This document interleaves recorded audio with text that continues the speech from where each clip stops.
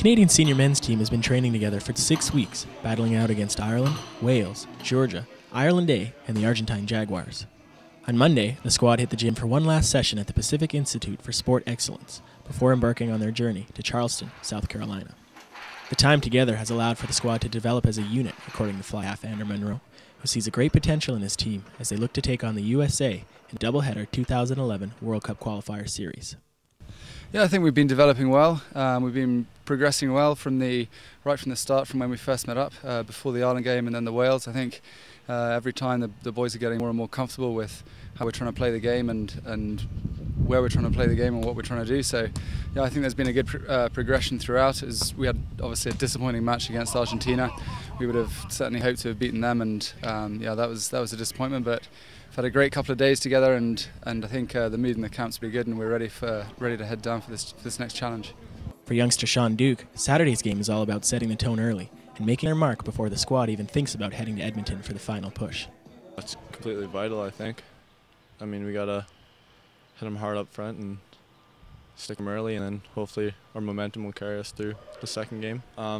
They've got a couple big centers, and they usually like to hit up with their 12s, and they usually have solo runners. I mean, they don't really shift the point of contact too late in their strikes.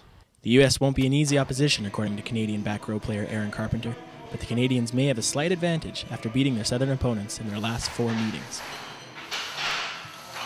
It's pivotal. The first game is huge, and it's going to be right in the U.S. and right in July 4th, so they're going to be firing. So if we can really put our mark on the game, like we did before, like we did last year, we really put it to the Americans every time we played them. We need to do that, and we need to hold. I think we hold a little bit of a psychological edge over them. So we need to keep that little bit of the psychological edge where they think coming into the game, oh shoot, we're playing Canada again. We just got to keep that little bit of overhead above them. We expect them to do really well. They've improved a lot over the last couple of weeks. When we first saw them, the first couple of games, they played Wales and they played Ireland as well.